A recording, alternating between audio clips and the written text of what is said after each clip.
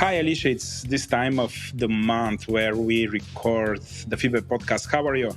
Yeah, I'm fine. I just couldn't wait for the new episode. Great. Hi, everyone. I'm Vladimir Petkov, one of the hosts, and together with me is Alicja Bors. Alicia, did you miss this session, this experience? Yeah, we actually had a little bit of a break, so now we are fresh and ready for a new episode. Finally reunited for new recordings.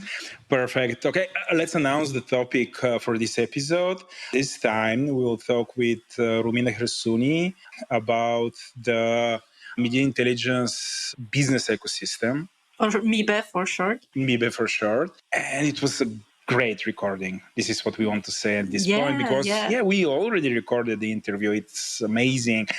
We have really quick announcement. This time we are not going to record industry news. So me and Alicia and Sofia and the rest of the team, we are trying to experiment with a little bit shorter form of this podcast. So today we will skip the industry news, and after the short announcements, we will just skip directly to the interview. You know that this podcast is a relatively new initiative from FIBEP. So we're still in our soul-searching phase, and we're still trying to find the perfect format, the most convenient format for you, our listeners. So that's why this episode, it will be a little bit shorter. Saying all of that, before the actual interview, we have several announcements from FIBEP.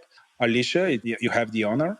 Yeah, of course. So actually, a lot happens after our previous recording. So actually, there was 2 webinars, and first of them was How is the life of data scientist in a media intelligence company? And that was a webinar where 3 data scientists from 3 different companies actually talk about their daily work, what they are doing, what actually data science is. And the guests on that webinar was Jocelyn Marquez from Infomedia, Kostas Karakostas from Cometric, and Polychronis Haratidis from Data Scouting. The topics were analyzed from different points of view, some from the perspective of media monitoring organization, from the consultant firm, and also from the technology provider. I was actually a part of this webinar, and it was really great and informative for everyone who doesn't yet have data scientists in their team and would like to start the data scientist team in their company. So if you'd like to get listen to that webinar. There was also another one, pretty recent one. It was called Tackling Disinformation and Hate Speech. So it was actually hosted by Oksana Kononova, who is a CEO of LookMe in Ukraine. And she shared with us the example of disinformation and hate speech from current war in Ukraine. She has, first-hand information about that, unfortunately. But actually her presentation was so insightful. And also there was 2 more panelists. One of them was Stavros Vologianidis from Data Scouting, and also Jelena Hadžić from Pereskas. And they talk about the hate speech recognition issue and how the technology around that works. So it was also pretty good and pretty insightful and a lot of information in that webinar. So if you'd like to give it a listen to any of that webinars, contact FIBEP Secretariat to get access to the webinars. They are also available on FIBEP website, so check it out. Amazing content, by the way, amazing content. And the topics are extremely important for our industry. Yeah, and we also have really exciting news. So the registration for the FIBEP World Media Intelligence Congress are now open. So after 2 years of virtual congress, we are finally meeting in person. Are you excited, Vlado? I'm so thrilled. I have so many friends which I would like to see on that congress. Some of them already told me that we'll drink a beer when we see each other. So I'm really... There will gonna be a lot of beers happening.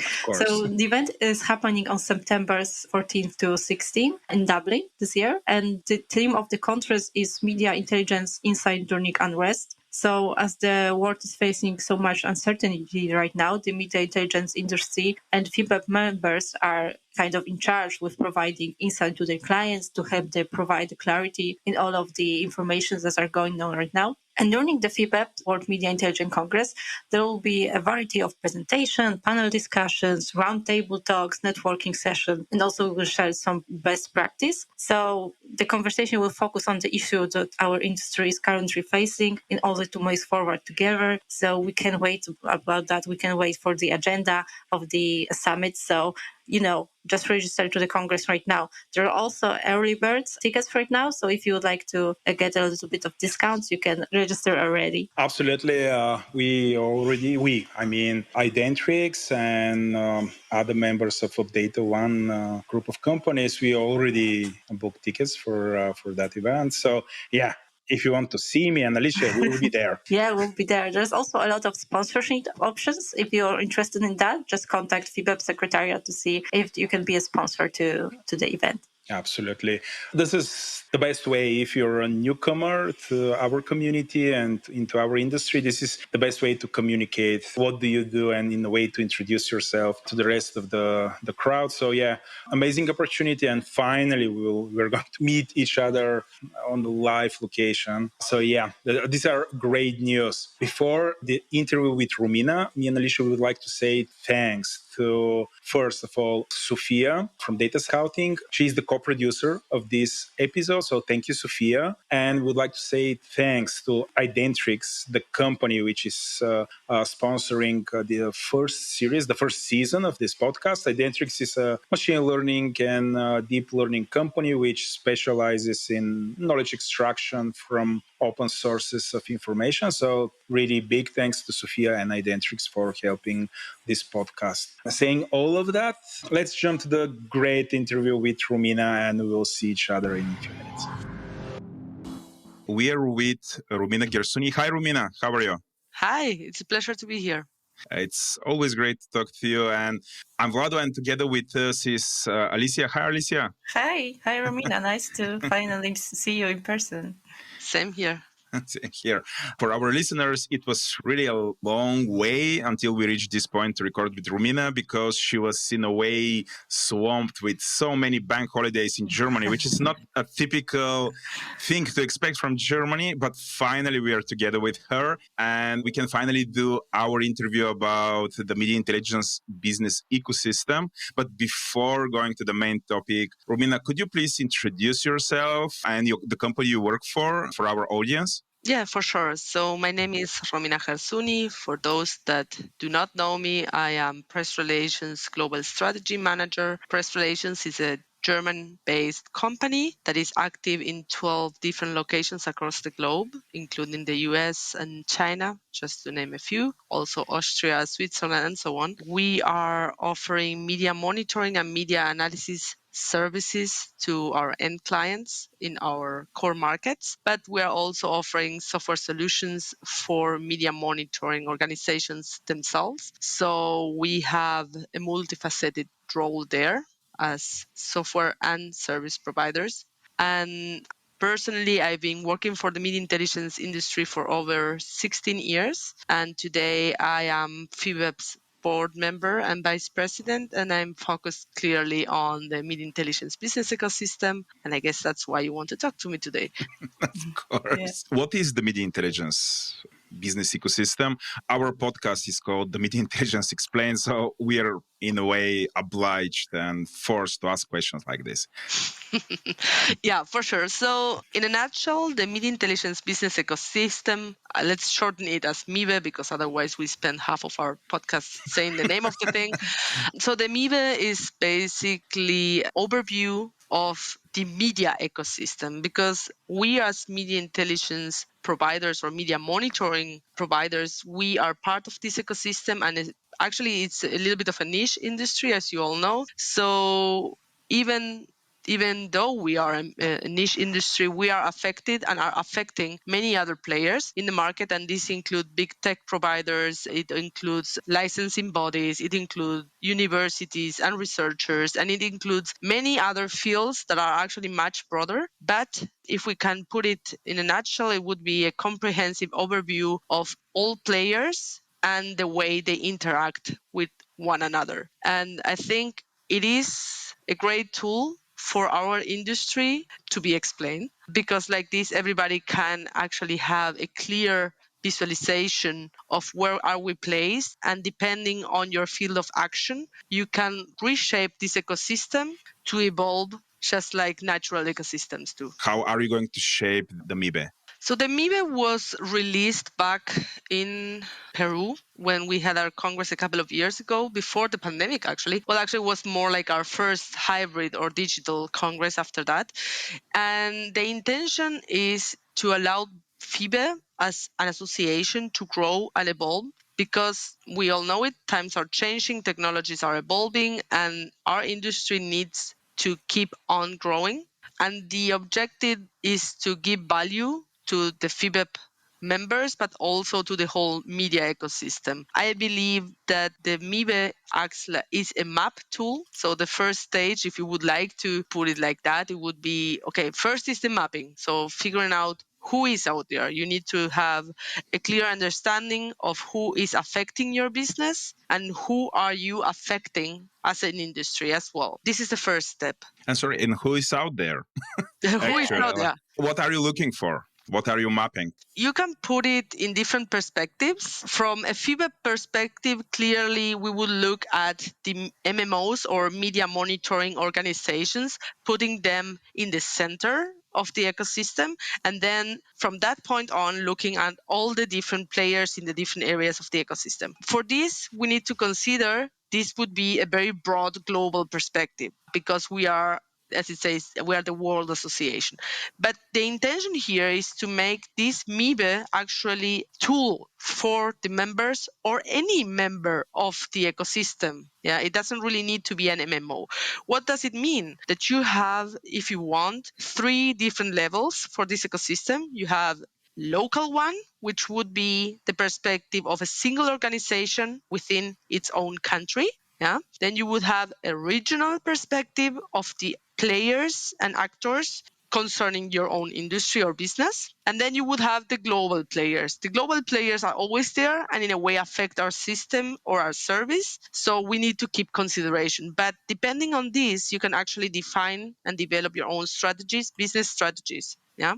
How specific it is? So do you mention names of the companies, and how do you even gather this kind of information? Yeah, well, that's actually a pretty good question. It's a lot of work. I can sum it up like that. It's a lot of work because, yes, we develop this mapping first, as I mentioned, and to do so, we have a whole commission. This is the MIBE commission within FIBEP. It is structured to include head commissioners in each region. Let's say regions are, for example, Africa, Latin America, North America, Asia Pacific, and so on and so forth. So we have a head commissioner responsible for developing these MIBE map tools for the region. Yeah, and they have working groups, which are local players that help build these map tools. So they create, and this has been the task of the MIBE Commission during this year, which is the first year after constitution of the Commission itself, is clearly to create the first generation, if you want, of these MIBE map tools. So the mapping, the large mapping for the regions. And the intention is then to create some sort of open source resource. It sounds a bit redundant, but it is like that. A little bit sourcey. Yeah, too sourcey, but I hope you know what I'm talking about. But if not, okay, never mind. Anyways, let's just try to stick to the point. Yeah, but will it be like a document or a website? Yeah. How do you envision that? So at this point, we want to clearly have this available not only for FIBEP members, but actually for the whole ecosystem to see, because this is the value of the ecosystem itself, to be able to generate these opportunities and to be seen and understood by the whole media ecosystem. So how do I envision to have it? Well, we want to have it as part of the FIBEP website, yeah, where we are going to put it open for people to get hold of it, yeah, to have a visual. I mean, this will make it easier to make everybody interact. And we want to make sure that this is available for different regions as well, because it will make it easier, especially in underrepresented areas. By underrepresented areas, I refer to areas in which maybe FIBEP is not that known, because FIBEP is mainly known in Europe, I would dare to say. I mean, even though we have members across the globe, most of the members of FIBEP are located in Europe, but this is clearly just one piece of the whole ecosystem. And therefore, we need to make it available for all the different regions and make sure that everybody gets direct access to the information that is relevant to them, because it's part of our DNA as media intelligence organizations. You said that in the center of this mapping are the MMOs. And a few minutes before that, you mentioned the different actors like licensing bodies, media, etc. Could you please say which are the major parties, the major bodies within the media intelligence ecosystem? First, one thing, I said that the MMOs would be in the center, but if you are talking about it from FIBEP perspective as an association, just to make sure that this is clear. And then, of course, I mentioned we have other areas of the ecosystem, and the ecosystem is shaped by content suppliers, tech suppliers, let's say licensing bodies, marketing and advertisement, and then we have research and universities as well. So the intention here is to have the full view from journalists to universities, everybody in between that is contributing to the media ecosystem. I'm really curious, how do university contribute to the media intelligence ecosystem? What is their role? I'm happy to elaborate on that one. Well, you have to understand that universities are, let's say, the fields in which the new experts are being, let's say, created, if you want. Made, you know.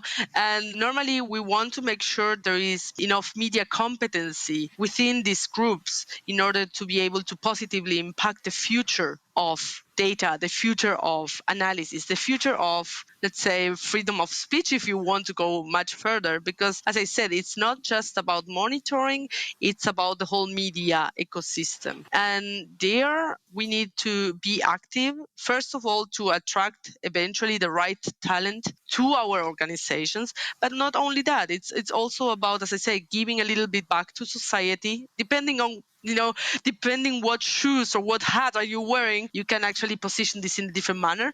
But just to give you one example, I mean, we want to make sure that there is some sort of understanding of what is trustworthy data. Yeah, and this is a big topic, and I don't really want to get into the whole infodemic issue, but we all know it, and I guess everybody that is listening has, for whatever reason, been in touch with this topic somehow. So we, as media monitoring organizations, we have it in our hands to help the users of data to understand what can be trusted or what should, let's say, at least be put into doubt. And it doesn't mean that we are going to be offering a fact-checking service itself. It's just about, I mean, let's say if we talk about, and this is how a little bit you can see how the whole ecosystem interacts, right? Because if you have the right technology or the right partner, for example, you can have some sort of rating telling you, okay, normally this publication is publishing trustworthy data. Yeah, so it gives you just a score, for example, and this score can be used by the reader to maybe deeper into the information and try to figure out whether he wants or she wants to believe it or not. Yeah.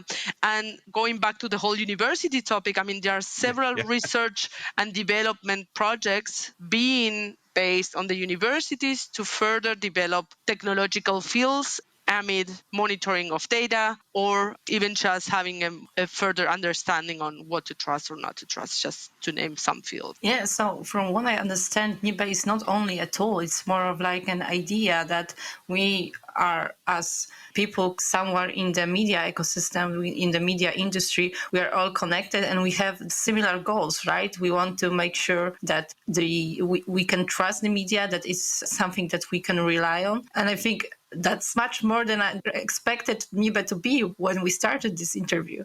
Well, I'm actually happy to hear that. This is, I mean, if the message came across that way, then I'm really happy, because this is actually what it is supposed to be.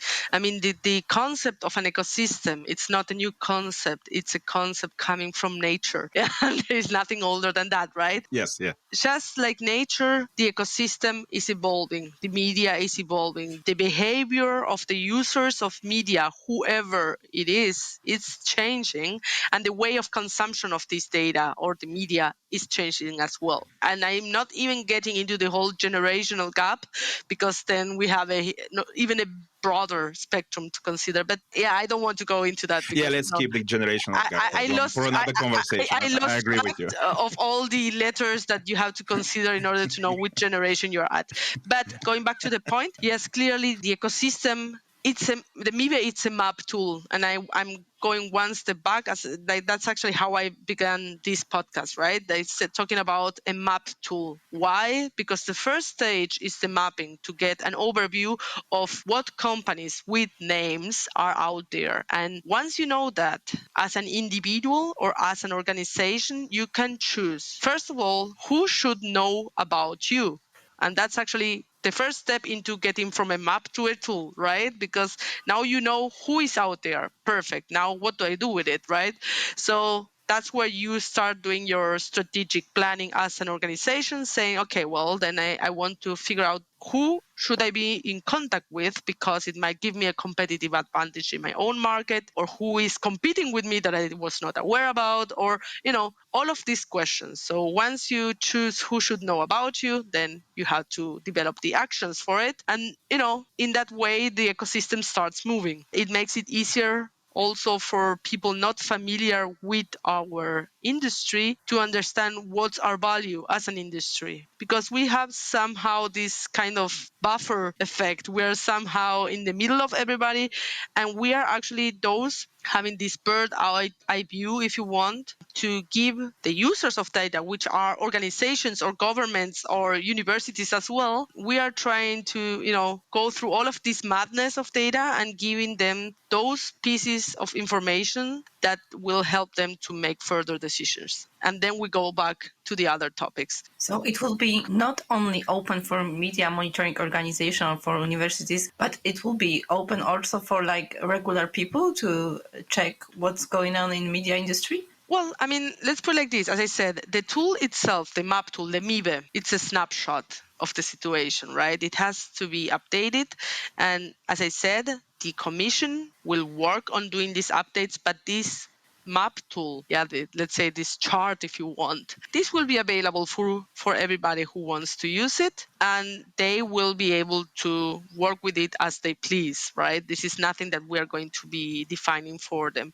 But clearly, as I said, this needs to be updated. And in general terms, you could even consider different business models to evolve your own. So be it, let's say, the business society or the civil society, they can choose what to do with the resource. One important benefit from the whole initiative is that newcomers, like actually the company I lead, and I believe Alicia's company, we are in a way newcomers to FIBEP and the media intelligence world. When a tool like this exists, it will be way easier for newcomers like us to, in a way, navigate between the different players, different types of players, and it will be easier for us to do business.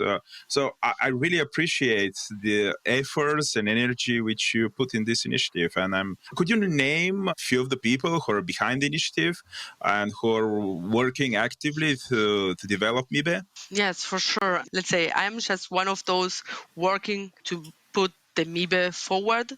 But the whole idea of the MIBE was brought to FIBEP by Maria Laura Garcia, who is the president of Global News in Argentina, and she's actually the former president of FIBEP. And during her role within FIBEP, she brought the idea of the MIBE to the table. She brought it to be discussed, and there was one of the things that we were discussing: what's the next step for FIBEP and how do we offer more value to our members? And she came with the idea of the ecosystem. She was working with the ecosystem idea for her own business, and she thought, why don't we just level it up, and why don't we bring it over and try to help our industry with it? And I found it clearly something very meaningful for us, and I think and I believe it can make a big impact and a big difference to the way FIBEP works.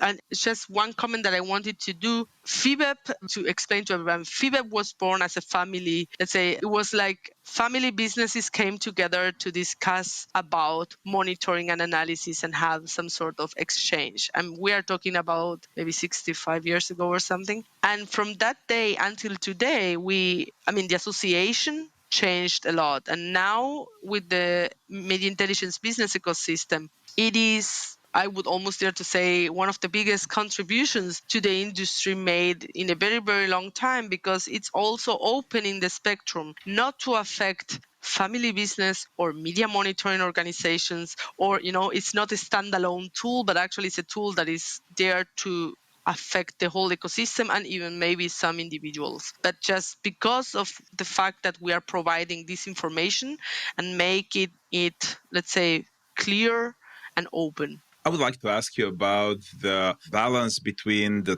traditional media monitoring organization and, if I can call it, like a new breed of purely technical companies which enter the media intelligence market. This is my personal observation. I actively monitor the new members of FIBEP, and my personal observation is that most of them recently, like for the last year and a half, they're predominantly technical organization, if I can call them like that, because my opinion is that each member is a technical, but some of the more traditional organizations, they have these relatively big editorial teams. The technical companies, they really stress on automation, AI, etc. What is your personal observation regarding this matter? I think your observation is accurate in the sense that most of the recent members had a stronger technological background in one way or another.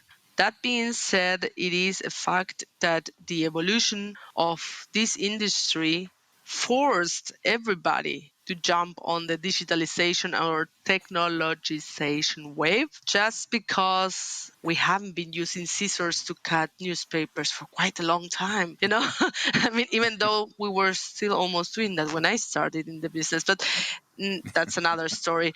It is a plain fact that technology is a very crucial role in this industry. We need software solutions and technologies to provide the monitoring, provide the analysis, or further develop our businesses. So you have a wide range, and also this affects the members of FIBEP. You have from software as a service companies which are offering fully automated solutions to hybrid, somewhat like, let's say, a healthy mixture of technology and human beings.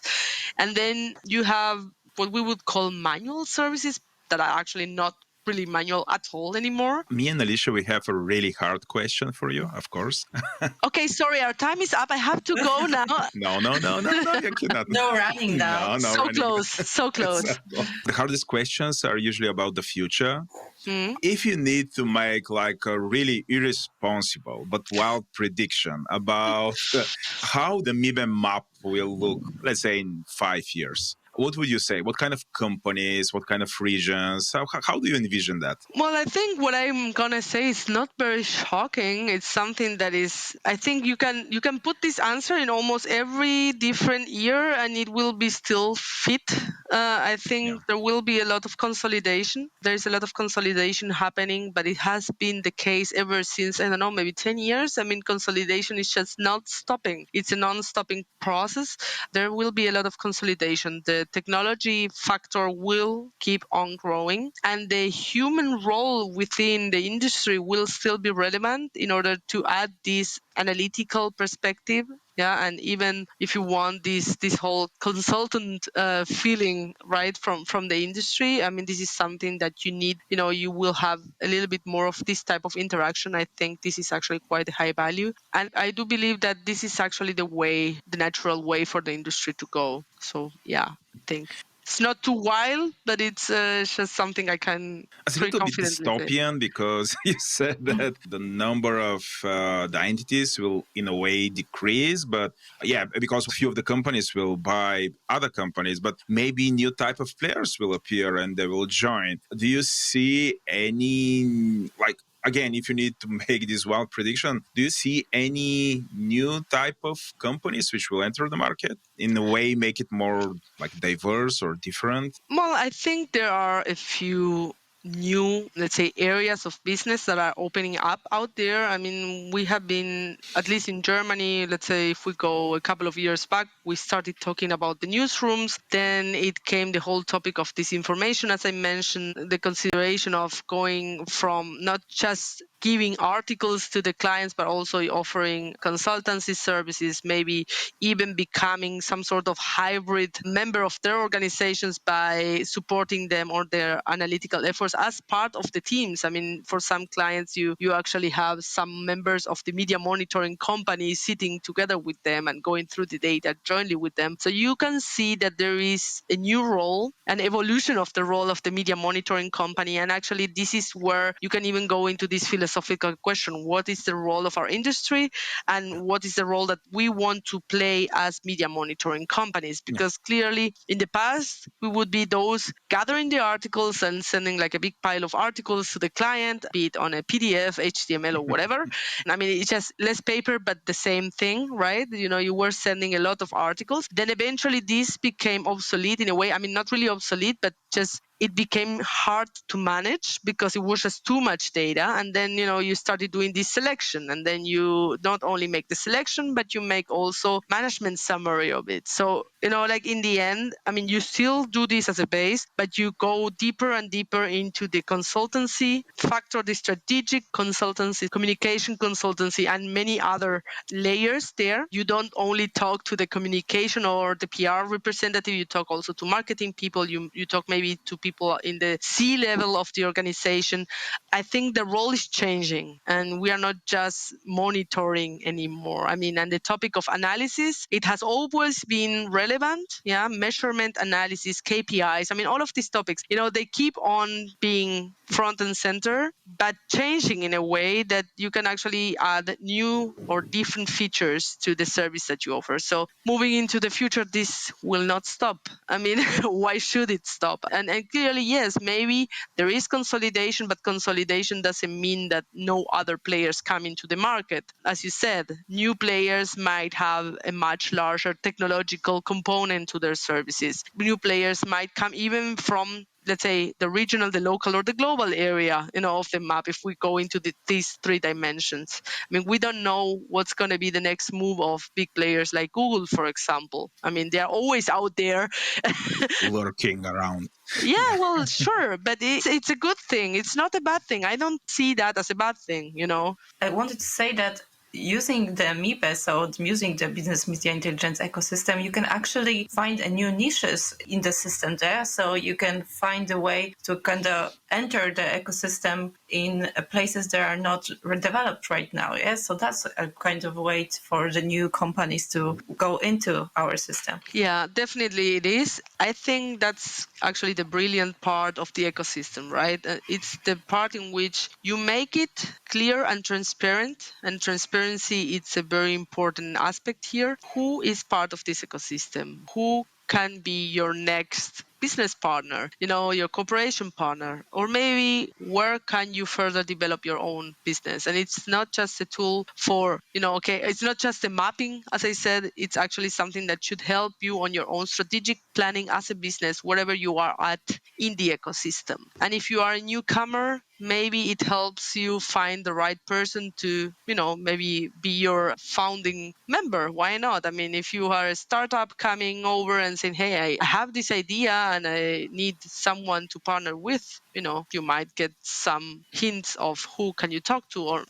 why not? I mean, it's open in every direction. Yeah, for a company like mine, which is just starting in an international media ecosystem, because we are based in Poland for the most of our time. And this tool is like amazing for us to find a new partners and way to develop. As I said, like Maria Laura back then, she came with this idea that has many levels in which it can be useful.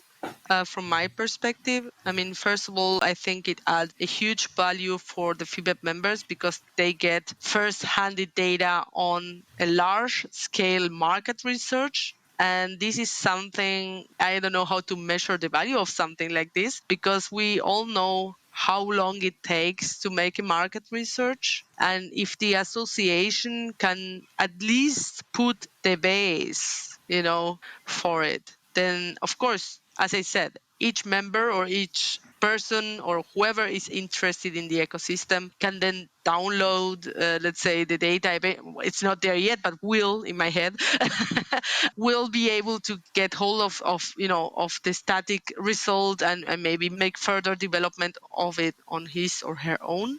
And like this, you can basically keep on developing your own strategy in your own market. And as I said, I mean, it's very ambitious. Yeah, we need to now bringing it from the whole ideal and future, bringing it to where it is at right now, because I think this is also important to work a little bit with expectation management, at least at this point and at this stage where we are at. The commission was created this year. And we have now Maria Laura playing the role of head commissioner for Latin America. Then we have also members from other organizations. From Karma, for example, we have Sarah Nahawi, who is head commissioner for the Middle East and North Africa. And then we have head commissioners for North America and Asian Pacific and so on and so forth. So the first step for the commission was to be formed, right? Yeah. And to find someone who was willing to take this challenge, because it's not that easy. The role of the commissioner and the head commissioners include not only caring for having working groups to develop these map tools for the regions, but also they act as ambassadors for FIBEP to raise the awareness about the existence not only of FIBEP, but about the media intelligence industry. Because as I said, even though for us who are part of this industry, it's kind of, it's the go-to association, there are many out there that don't know about us. So the first role of the head commissioners is to work as well as ambassadors for our industry, to raise the awareness not only among media monitoring organizations on the local level, but also with the other players of the ecosystem. So it is quite an ambitious goal, and the intention is at this point to work. We have the commissioners, now we created the working groups, we developed our roadmap, and in September we are going to have the Congress, the FIBEP Congress, which is going to be a hybrid Congress. We are actually really excited about seeing our members again in person, or those who can travel at least, and we are planning to present the results of the first stage of these MIBE map tools in the regional levels. Some of them are quite advanced already, so this is quite exciting for us. We are going to be also releasing in the next months a couple of regional events. This is also a big change for FIBEP, as I said, because normally FIBEP was focusing, since most members were locating in Europe, there were not so many regional events in that sense. And this is the first time we're going to be doing some regional events also with the main goal of raising awareness about FIBEP and the ecosystem, which I think is the first step.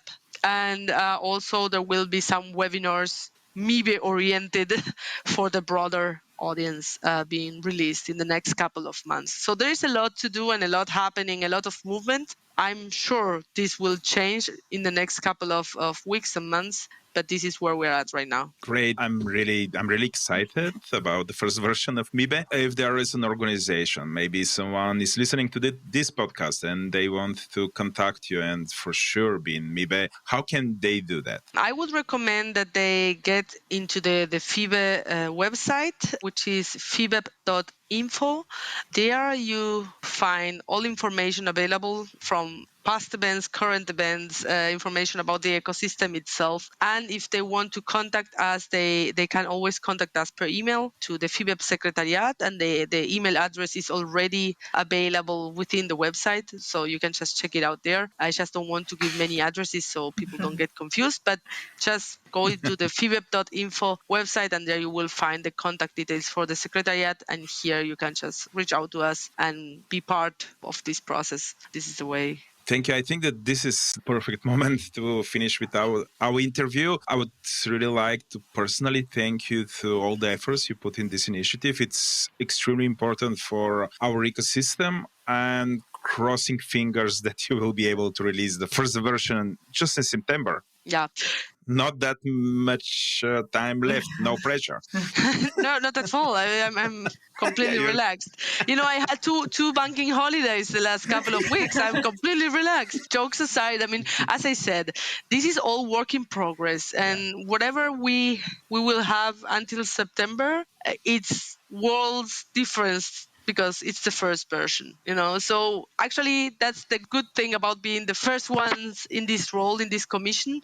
We have the opportunity to put this foundation for the ecosystem. And as I said, it's the first stage after just making it clear to the members what it is, why do we need it, what is it going to mean for FIBEP. I mean, this whole internal awareness, internal understanding that needs to be created. I mean, we consider this to be there now, and that's why we can move to the next stage, which allows us to create all of these first mapping tools. And, it will go step by step. But I'm sure that in the next years, this will play much more of a vital role because, as you can imagine, this will also affect all areas of FIBEP as an organization, considering neighboring markets, considering who can FIBEP partner with, where can we get more value for the members, where can new members come from for sure, where can new partners come from, and where can we learn. So I think this is all quite exciting, and it will bring a lot of movements in the next months and years to come. This is great. Yeah. Really thank you, and talk to you soon, just in a few months, in person, in Dublin. Yeah. Sounds good then. Yeah. Next time with a beer. Perfect. Okay, guys. One beer from us. One beer from us. Okay, that's good. That's good. I like this spirit. Anyways, I look forward to seeing you. Thank you also for inviting us, and I look forward to get you joining the ecosystem. Thank you so much for today. Yeah, thank you. Take care. Bye. This was the end of the interview, and we really hope that the whole conversation was very interesting and very useful for you. If you want to receive notifications for future Media Intelligence Explained episodes, you can do that by subscribing to our podcast. The best way to do that is to go to Spotify, find our podcast and subscribe to it, or to Apple Podcasts or Google Podcasts or wherever you get your podcasts. If you want to send us feedback, just go to Twitter and mention us, or write us an email. Our email is secretariat@fibep.info, and we are eager to get your feedback. We will really appreciate that. If you want to support us, again, go to Apple Podcasts and write us a review, or rate us on Spotify, or just send us ideas for new episodes, topics, or feedback. This is just the second episode of our podcast, so it's extremely important for us to receive feedback. As we said, the best way to send us feedback is to write us on secretariat@fibep.info. A few words about who worked on this episode. The hosts were Alicja Bors and Vladimir Petkov. Our guest, Romina Gersuni. The producer of the episode, Sofia Karakieva and Alicja Bors. And also we would like to say thanks to Emily Jadler, who helped us with all the announcements from FIBEP. I would like to say thanks to our audio editor, Anton Vele from Govori Internet. Would like to say thanks to our marketing team, Anna Tsanova and Oresti Patricios. And I would like to say thanks to Identrics, the company which supports Media Intelligence Explained. Thank you, and we will see each other in a month. Bye-bye.